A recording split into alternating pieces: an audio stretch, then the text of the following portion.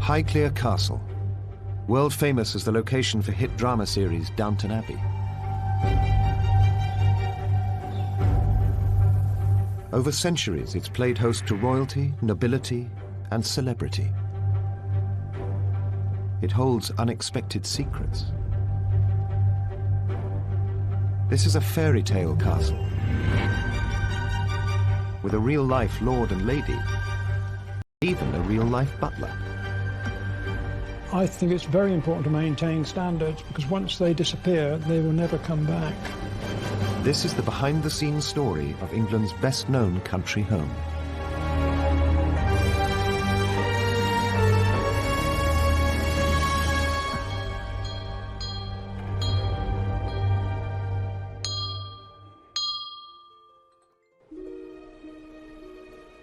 "70 miles west of London lies one of the great estates of England, Highclere.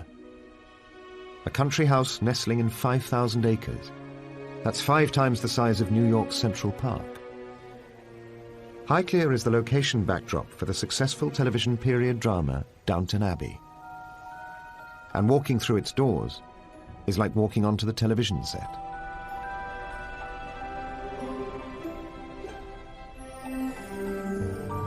In reality, this is a 19th century trophy house, designed to show off inherited wealth. And far more than just a fictional creation. For Highclere is also a family home, for a real lord and lady. The Carnarvon family have lived here for 300 years. Their links with Highclere go back even further. The family have owned the land here since the time of Charles II's reign in the late 1600s. George Herbert, the 8th Earl of Carnarvon, inherited his title and the keys to the castle in 2001. Just 2 years after marrying former accountant Fiona Aitken, the present-day Lady Carnarvon. Good afternoon, my lord. Good afternoon, my lady.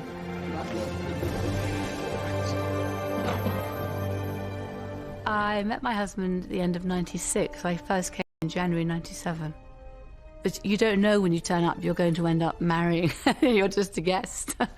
And I came for a shooting party, and we then were together for a couple of years before we got married.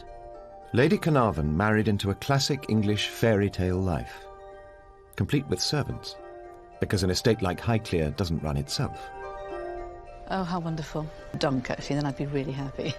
Back in the castle's heyday, an army of 60 servants attended to the lord and lady's every whim. Thank you very much indeed. Today, there's around 20 full-time staff helping manage this historic estate. Our role is really is that we're long-term stewards of the estate for the next generation of the castle and the estate, leaving it for the future generations to enjoy, really. Highclere costs a cool $1 million a year to maintain. So cashing in on Downton's television fame is an invaluable boost to Lord and Lady Carnarvon's income. We really have to do our best to make the whole place earn its living and pay its way and add value where possible. And of course you can't really get any greater value added than finding Downton Abbey being shot at Highclere itself, which adds value in fact to all the enterprises here, in all honesty, because it's really put Highclere on the map. That map attracts 60,000 visitors a year. Most are Downton fanatics. So enthusiastic, and they turn up here and get so excited there's a real Earl and Countess. It's great. It's fantastic, and they've chosen to come here. It's been an extraordinary experience. Millions of television viewers now know and love every corner of Lord and Lady Carnarvon's home. Downton's scriptwriter Julian Fellowes is a friend of the family. He had Highclere in mind as he wrote the hit drama, with a starring role for rooms such as the elegant library. It's the setting for frequent meetings between the fictional Earl of Grantham and his equally fictitious butler. They discuss the fictitious running of their fictitious house. In reality, it was used in the late 19th century by the 4th Earl of Carnarvon as his withdrawing room. I prefer just because it's quite a girly room when you're dressed up and relaxing at the beginning of an evening heaven. And Julian and Emma Fellowes, when they stay, they would also come down and join us for drinks here. And obviously in Downton Abbey as well, it's used by the supposed Grantham family, and Maggie Smith and Cora, Elizabeth McGovern sit here for their tete-a-tetes, or in the third series there seems to be a few tete-a-tetes between Shirley MacLaine and Maggie Smith. Paintings in the house have been passed down the generations as family heirlooms.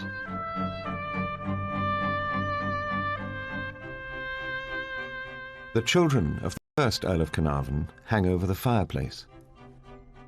In Pride of Place is Lady Carnarvon's Pride and Joy, a 19th century family heirloom. And I moved it here into the drawing room. It was jolly heavy and quite a kerfuffle. Got some professional piano movers in to do it, obviously, but it is wonderful. It's an original Steinway from 1895. It has a beautiful tone. Quite fun to put photographs on it, and some of the music here is my modern, very simple music. Some of it is much more complicated pieces, which were obviously played by predecessors here. The drawing room has changed little through the years. It and other rooms are perhaps the real stars of the Downton drama. It is a very beautiful house, and it seems to never fluffs its lines, does it, in Downton? It always looks great. And the cameramen find different shots of the library or the dining room, or the views, maybe from the tower or maybe up to the towers. It's amazing that your house somehow is being so much part of a story. I sometimes see views of the rooms from an angle that I don't normally appreciate. I think, hold on, where exactly is that? Where are they? A priceless Van Dyck. But there's one secret room you'll never see in Downton Abbey. The smoking. An English manor house tradition from the late 18th century onwards. This room was a male preserve for smoking, gaming, and important men's talk away from the ladies. It also saved the women from instant asphyxiation. There was smoking room for two reasons then, because this chimney didn't work too well, so there's a lot of smoke in the room. But in fact, nowadays we don't use this fire anymore. And some of this room has been restored in some ways. It's one of my favourites, though, is it has these absolutely beautiful paintings in it. This glorious colours of this still life of the different types of birds and the paradise landscape by a Dutch painter called Jan Weenix. In Pride Place is a photo of the current Earl's grandfather, a colourful character with a party reputation. This is one of his wives, the famous dancer Tilly Loche. My grandfather, he loved this room, and he loved being in these leather chairs here. In fact, he spent much of his life around this part of the castle. Highclere may be a castle today, but once, like this. In 1839, architect Charles Barry is brought in, fresh from designing London's Houses of Parliament. He remodels Highclere in a matching Gothic revival style, a clear homage to the British seat of government. It turns what had been an unremarkable home into a far grander status symbol, and Highclere House transforms into the freshly minted Highclere Castle. Even earlier, the Parklands too had their own makeover. The most fashionable landscape gardener of his age, Lancelot Capability Brown, swept away the earlier formal gardens. Instead, he opened up Highclere to the beauty of the English countryside, and a peculiarly English tradition of creating the oddest of ornamental buildings. These fanciful structures, known as follies, were designed by family member Robert Herbert, inspired by classical ruins during the Grand Tour of Europe, de rigueur for young bucks of his day. I'm really in so much in debt from Robert Herbert's vision in the 18th century. Without that kind of vision, we wouldn't be enjoying so much today. To the south of the castle, Heaven's Gate, built in 1737. A pillared temple called Jackdaw's Castle, built in 1743. And to the northeast, overlooking Dunsmuir Lake, the romantic but utterly pointless Temple of Diana. Everything about the sprawling The mile-long drive to the house winds its way past 56 cedars of Lebanon, planted by the first Earl of Carnarvon over 3 centuries ago. Such planning takes time. Well, we're just coming into the main part of Lime Avenue. Most of these lime linden trees were planted at the time of my grandfather's birth in 1899, and most of them are still going strong today. Despite this tradition of planting for the future, not even an historic estate like Highclere can survive unchanged. Ever-rising maintenance costs and taxes have chipped away at the landholding. Like many estates, it has lost some land. It was perhaps a bit 20% bigger then, but much of it is still intact today. Another intact, though much changed tradition involves the human face of the Highclere estate. For 300 years, the privileged Carnarvons have been looked after by faithful servants. Today, they still employ a butler. In the past, he'd been known as Mr. Edwards. These days, it's just Colin. This is a job that you dress up, you look smart, you feel good. And if you feel good, you can do your job better, I think. The role of the butler nowadays differs quite enormously from what it was in Downton's days. In those days, they looked purely after the family. No, I think in the Downton era, it would have been completely different. I'm quite envious of Carson. Today, it's all about multitasking. In the summer, Colin also works in the visitors' ticket office, when he's not looking after the family.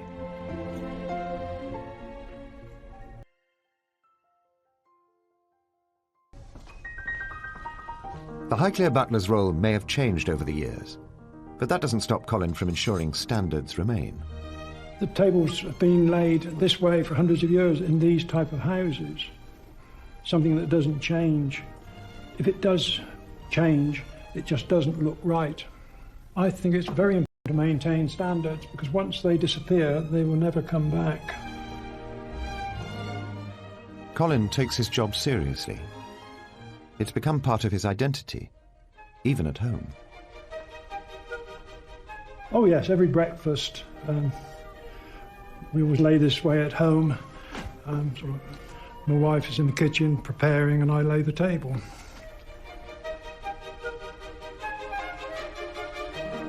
So how does Colin rate his Downton alter ego? When you see Mr. Carson laying the table, he's learnt very quickly how it should be done, and I think I would employ him. Just like the fictional Carson, Colin has to take care of a variety of VIP guests.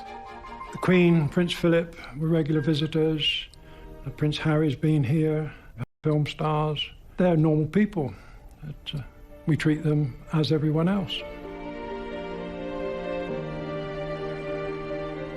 As an Earl, Lord Carnarvon is part of the British aristocracy, just one down from a Duke who holds pole position.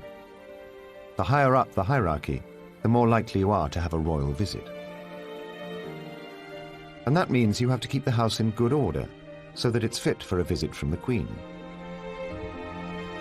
2 floors alone, and 4 main stairwells. Housekeeping is a never-ending chore. Just cleaning and polishing all 356 pieces of this crystal chandelier takes 2 days. 100 years ago, the aristocrats that lived upstairs at Highclere were looked after by a host of staff who worked downstairs. Maids, butlers, valets, footmen, gardeners, gatekeepers and grooms all made sure that the castle ran like clockwork.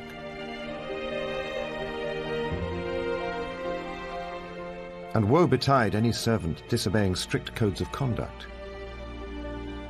Maids cleaned in the early hours of the morning to avoid disturbing their sleeping lord and lady. Servants must neither be seen nor heard. Cheap labour provided no motive for labour-saving devices. Everything was done by hand.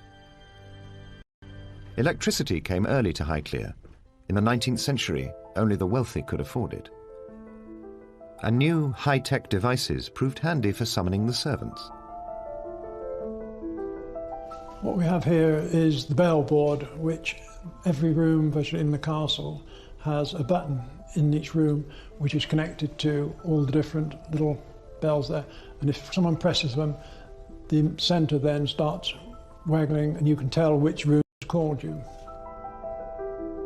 The bellboard saved servants the bother of lurking outside a room to see if they were needed, but only if they could get on more efficiently with work downstairs. A few other state-of-the-art household aids have survived the centuries. High in the tower is where unmarried maids once slept, once strictly off-limits to young male footmen, now equally off-limits to tourists visiting the castle. 3 maids shared each tiny room, never far from the call of duty. The only high-tech appliance here was to help in case of fire. The ground is a long way down, so a canvas escape chute could be hung from the window. Maids were taught to keep arms close to bodies, otherwise delicate elbows might catch in the metal hoops. Complementing the inside staff are ground staff looking after the estate. This has been a playground for deer since medieval times. But to protect the vegetation, their numbers have to be kept under control. And so it takes one man and his gun. In the office they call me Robert Hawker, the deer stalker, because it rhymes. Estate for 7 years. Maintaining a healthy population means culling the weaker animals.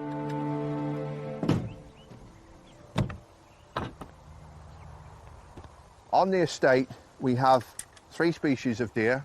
We have the muntjac, the roe and the fallow. They're such beautiful animals, and you know, my job here is just to make sure that they flourish. You've got to feel always, I believe, to be a true sportsman and be able to do this sort of thing, you've got to feel remorse for what you've just done. There's little hair there, tucked up under the rain. You've got to feel remorse for what you've done, otherwise you just become a killing machine. And you need to feel that. It's a lovely animal that we've culled. Just before dark, a lot of stuff moves in that last 15 minutes of daylight.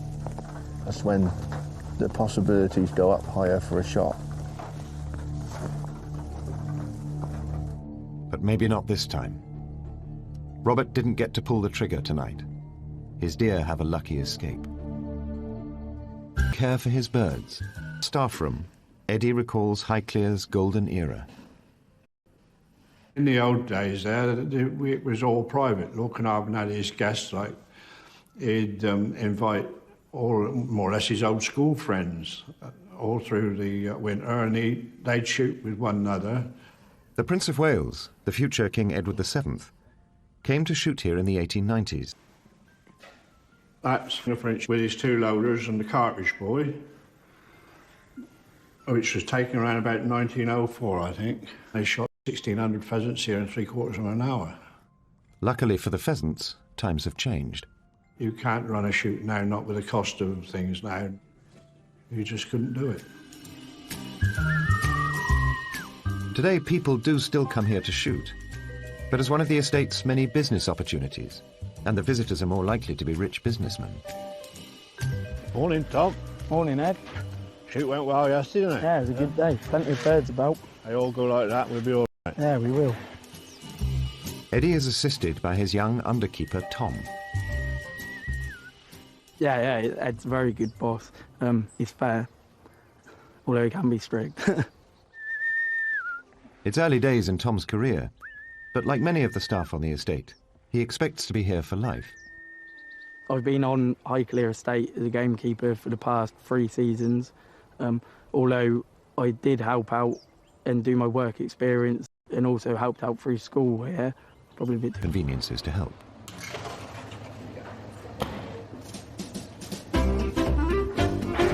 Morning, Paul. Good morning, Here's Ed. a present for you. Fantastic. Good morning. Thank you. Lovely. Thank you. This pheasant is destined for a mushroom risotto, a dish cooked in this kitchen for more than 100 years. Fantastic. Right. Pheasants would have been eaten here 100 years ago. You know, they're on the land, it's something they can graze off of. It's very safe, it's part of their stable diet. 100 years ago, they would have eaten these on the bone. It's a far superior way of cooking the meat because it stays nice and moist. It was also a golden age for British food, giving birth to celebrity chef, exotic new dishes, and gargantuan 12-course meals. Aristocrats poached their dishes and their chefs from across the globe. Many ingredients came from the continent. Risotto, 1574, found in Milan. Chefs travelled. You know, good houses went on holidays, they found a good cook in the country, and they brought one back. The 5th Earl brought his chef back from Sri Lanka. His recipe for chicken curry is still a favourite on the Highclere menu today. A typical society dinner menu for a party of 20 people cost around $100, double a maid's entire annual salary. Country estates were playgrounds for the rich and famous, and Highclere joined in with gusto. December 1895, the Prince of Wales, the future King Edward VII, arrived at Highclere for the most extravagant weekend the castle had ever seen. For His Royal Highness, nothing was too much money, or too extravagant. There were 12 courses at dinner: caviar, truffles, snipe, partridge, oysters, quail, ptarmigan, pressed beef, chicken, galantines, and pineapple. With a full belly, the king retired to his room, refurbished for his visit, with red silk walls and ornate French furniture. In today's money, the bill for 3 days entertaining royalty was an eye-watering $500,000. What do you need?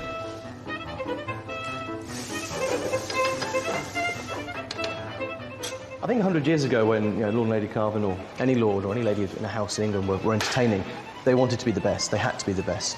It was about being top of the tree and having the finest ingredients, being lobster, be it fillet of beef, be it venison. I think today, under Lord and Lady Carnarvon, we're a lot more cost aware. We are a business, we do need to make money, but the families still live well. And the current Lady Carnarvon is still very particular about the cooking. Lady Carnarvon and I have had many conversations over the apple charlotte recipe. It's something I love to make with brioche and golden delicious apples. However, I don't think Lady Carnarvon's nanny made it the same way, so we're still fighting to come up with the perfect recipe ready for Lady Carnarvon. Highclere is a spectacular house with a rich and exotic past. But the most extraordinary chapter in its 300-year-old history began in 1890, when the present Lord Carnarvon's 5th Earl ran up huge debts, and Highclere was facing potential ruin. But the Earl had a solution. He married a teenage heiress, Almina Wombwell, daughter of banking giant Alfred de Rothschild. 100 years ago, an extraordinary woman called Almina lived here. She was an heiress, and unlike the character Cora in Downton Abbey, she was an heiress with that wonderful thing called cash, and it was her own cash. It wasn't entailed, it wasn't tied up. She was a tremendously wealthy woman. As part of the marriage settlement, de Rothschild paid $200,000 to cover the Earl's debts and provided Almina with a dowry of $800,000. Almina's fabulous wealth ensured the flag continued to fly over Highclere, and her mark on the castle survives today. This is a silk wall covering here, which was given as a present to Lady Almina by her father, Alfred de Rothschild, just over 100 years ago now. And he gave her enough silk both for the wall covering and the curtains. In original form, it would have cost thousands of dollars. Nothing was too much for Almina, and her insatiable appetite for the good life. She loved wearing jewels and dancing. She was just barely 5 foot, very trim figure, loved the best clothes, the best jewels. Not only rich, but also the wife of an earl. Unsurprisingly, Almina was a popular society hostess. Her parties seemed often to start at 10 o'clock at night when everyone would draw up, and the house was one of the first in the area to be electrified, to have electricity. And they would dance till 6 in the morning. Carnarvon might come downstairs and say a few words, and then he'd retreat back up to his sitting room and probably carry on reading or whatever else. In fact, Carnarvon was working on something big. Something so big that it would bring worldwide fame to Highclere. This was the Lord Carnarvon, who bankrolled the discovery and excavation of Tutankhamun's tomb. The story of how the Earl helped make such an extraordinary discovery began with his passion for automobiles. My great-grandfather was fascinated by the new technology of the early motor cars, the engines and designs, and he was one of the first people to import the really earliest cars. I think he became quite keen on becoming a bit of a speedster and driving rather fast, because he did have some fairly spectacular accidents. One in Germany where he turned the whole thing over and broke a whole bunch of bones around his, even his jaw, upper body, was nursed back to health by my amazing great-grandmother Armina. The accident left and not be in the humid, cold climate of England, which is one of the reasons why he started going out to Egypt. And there, in Egypt, Carnarvon developed a passion for ancient relics. Deep down in Highclere's cellars are replicas of the contents of a pharaoh's tomb. Created by the modern-day Earl, this memorial to his great-grandfather includes one of the most recognizable images in the world, the golden mask of the boy king, Tutankhamun. Really, my great-grandfather was a man on a quest. He was absolutely fascinated by objects of great antiquity and great beauty, and he really wanted to find something that really hadn't been found before. The Earl used his wife's fortune to fund the archaeologist Howard Carter as he searched the Valley of the Kings. Several years and thousands upon thousands of dollars later, they made history. Of course, they made the fateful discovery end of October, November 1922, when one of the workmen found those now famous steps down to the rock-cut tomb. Lord Carnarvon was beside Carter as he chiseled the first hole in the sealed entrance. Carnarvon asked, "Can you see anything?" Carter replied with the famous words, "Yes, wonderful things." And of course, they came away with the greatest archaeological discovery and archaeological prize that's ever been, really. The discovery made headlines all around the world and put Highclere on the map. Highclere was completely became part of a global event with the discovery of the tomb. There was the first Pathé News cine film and all that kind of thing. It went right around the world, and everyone wanted an interview with Lord Carnarvon. But just at his moment of greatest triumph, disaster struck. Resting on the banks of the Nile, the Earl was bitten by a mosquito. Just 4 months after the spectacular discovery, Lord Carnarvon died from the effects of septicemia. Newspapers around the world blamed the tragedy on a curse from the tomb. And the hype intensified after a bizarre coincidence. As the Earl passed away in Egypt, his dog Susie, back at Highclere, howled and died at the exact same instant.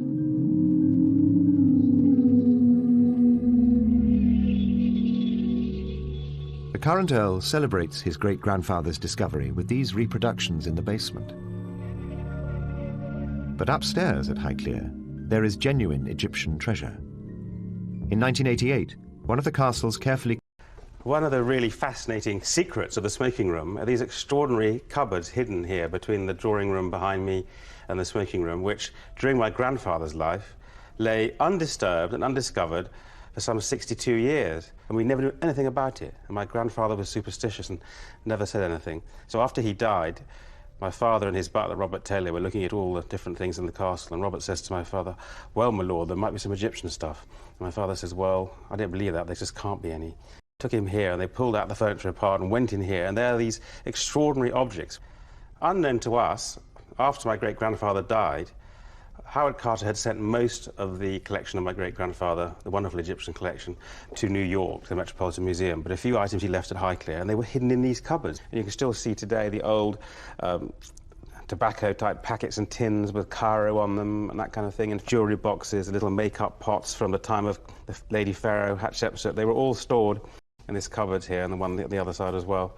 So these houses give up secrets in strange places, and we have a connection with 3,000 or 4,000 years into the past of ancient Egypt.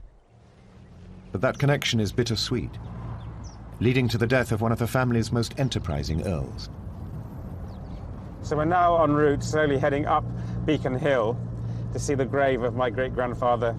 And of course his grave lies at over 800 feet above sea level at the summit of Beacon Hill, which is an ancient Iron Age fort and has spectacular views in all directions. The earl's body was brought back from Egypt and laid to rest at this, the highest point on the Highclere estate.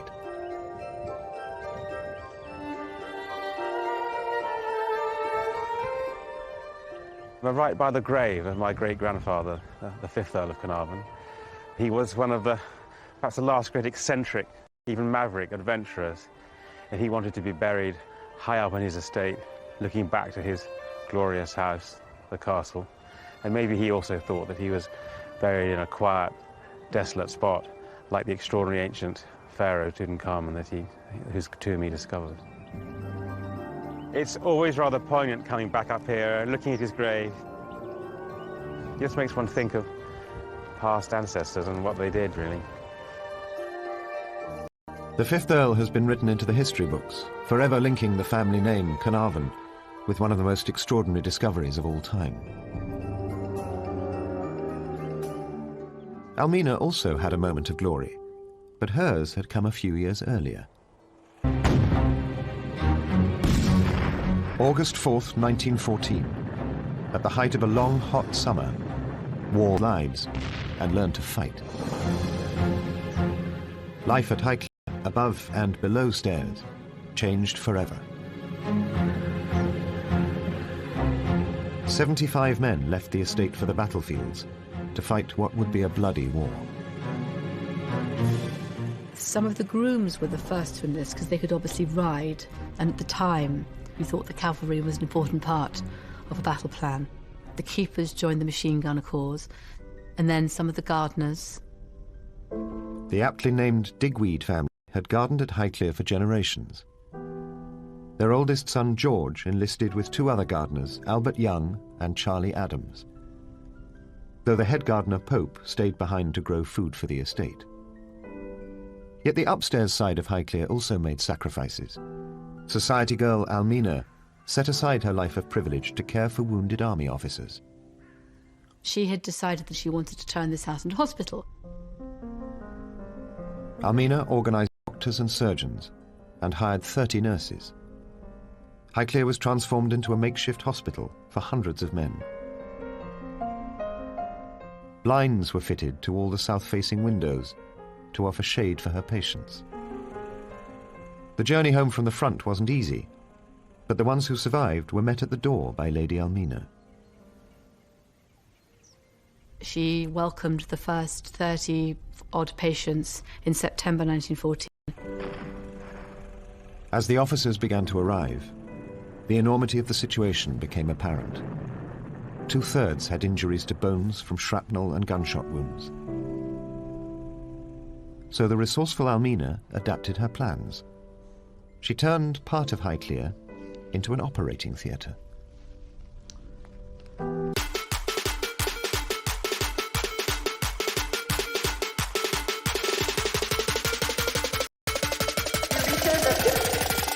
my God.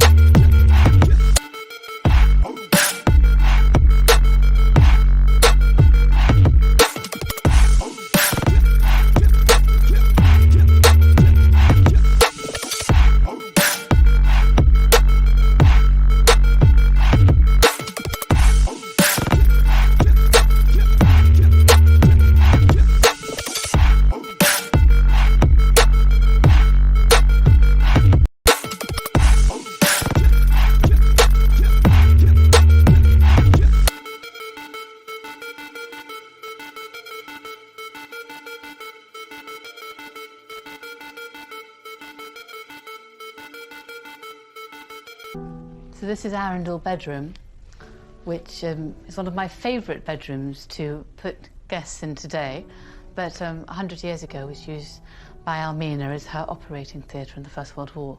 I imagine it's because it was near the stone staircase which could be used by the staff, and this was where apparently there used to be operations every Monday when the surgeons would come down by train from London. There was the orthopaedic injuries, the broken legs, the broken arms, the broken hands, which were sent back across the water to England. So many of them had not merely a bust leg or bullets in their calf, but also gangrene and dysentery. So Almina was faced with some quite tough cases. While the officers were convalescing, Almina spared no expense to make them comfortable. Silver service dinners were followed by cards in the library.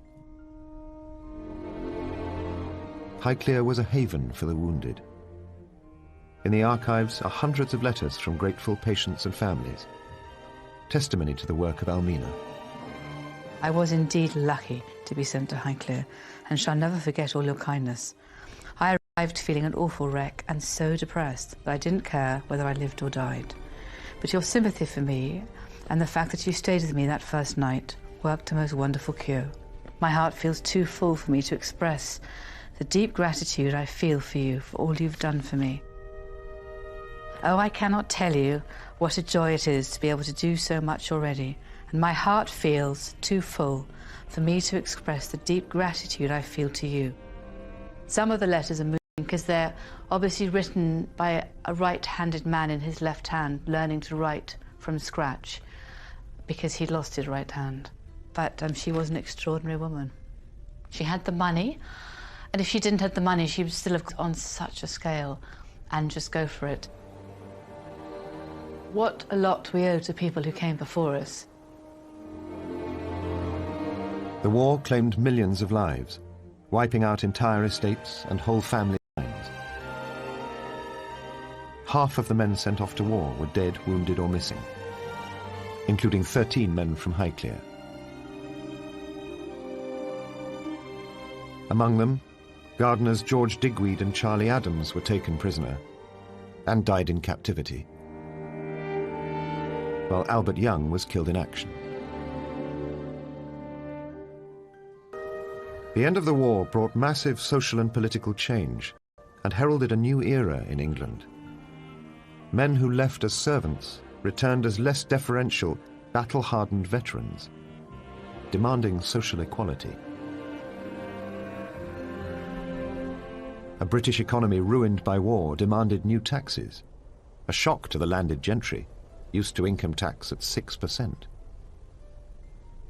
By the time Lloyd George had his budget right at the end of the First War, it was more like 50, 60.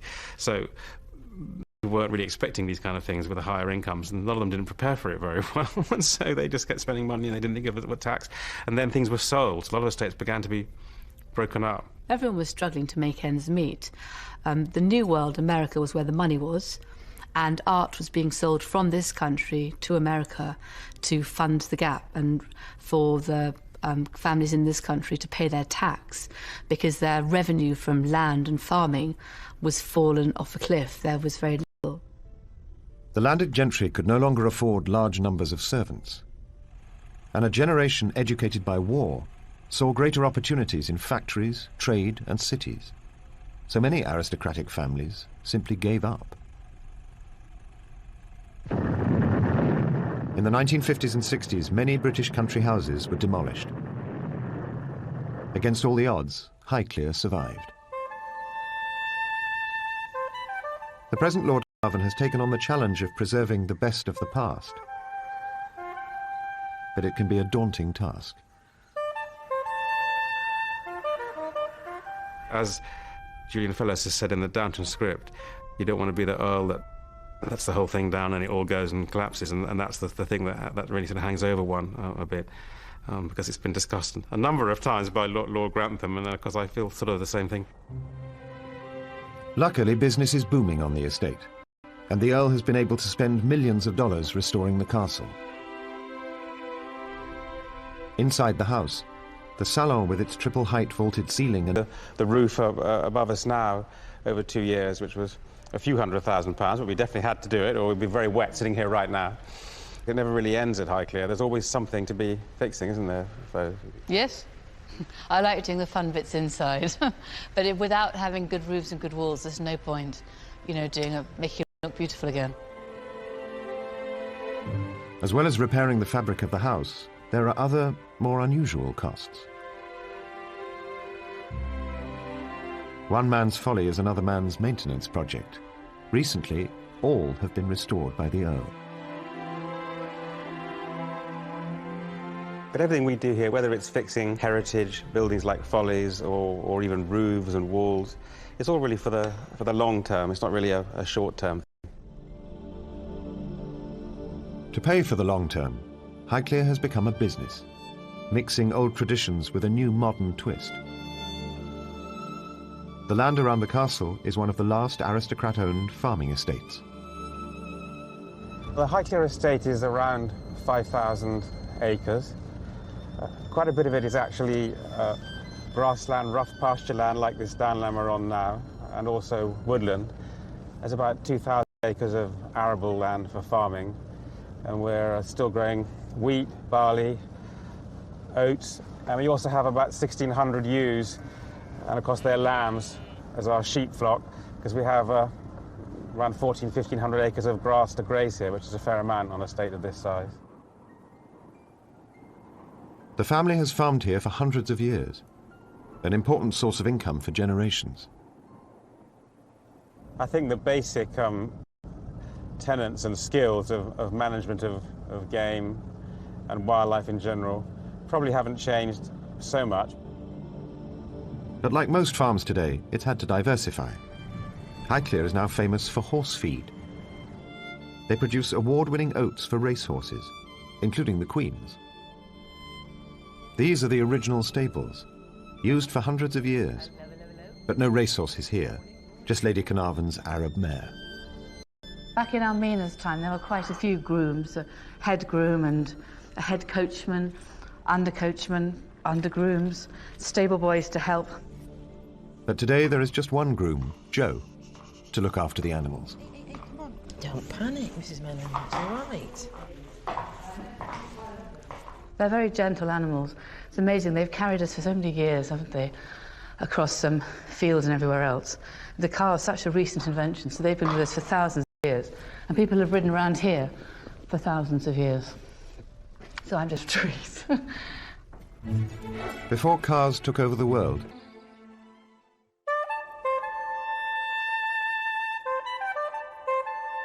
having the keys to a castle is a huge responsibility.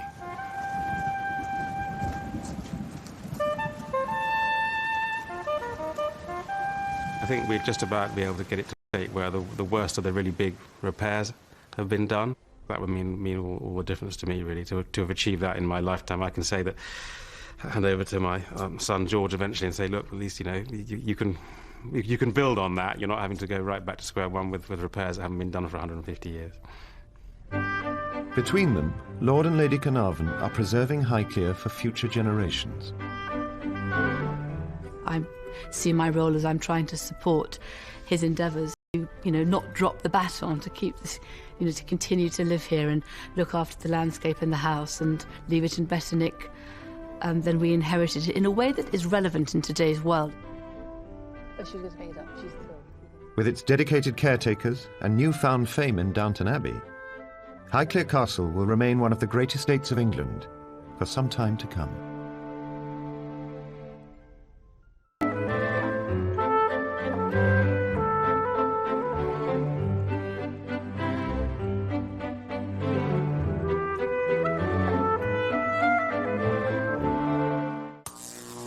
Highclere may be a castle today, but once, like this. In 1839, architect Charles Barry is brought in, fresh from designing London's Houses of Parliament. He remodels Highclere in a matching Gothic revival style, a clear homage to the British seat of government. It turns what had been an unremarkable home into a far grander status symbol, and Highclere House transforms into the freshly minted Highclere Castle. Even earlier, the parklands too had their own makeover. The most fashionable landscape gardener of his age, Lancelot Capability Brown, swept away the earlier formal gardens. Instead, he opened up Highclere to the beauty of the English countryside, and a peculiarly English tradition of creating the oddest of ornamental buildings. These fanciful structures, known as follies, were designed by family member Robert Herbert, inspired by classical ruins during the Grand Tour of Europe, de rigueur for young bucks of his day.